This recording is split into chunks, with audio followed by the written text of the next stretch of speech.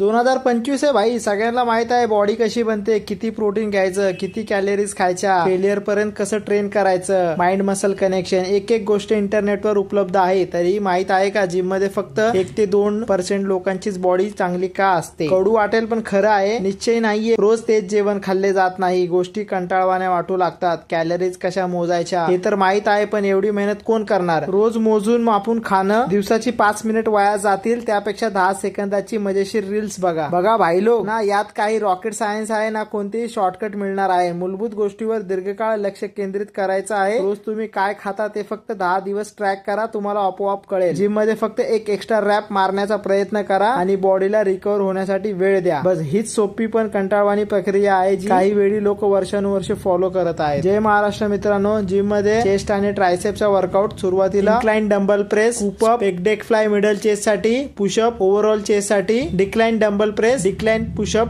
Lower chest साठी. ट्रायसेपच्या workout मध्ये tricep cable push down, overhead dumbbell press. Video मधून तुम्हाला थोडीफार पण व्हॅल्यू भेटली असेल तर तुमच्या भावाला फॉलो करायला विसरू नका.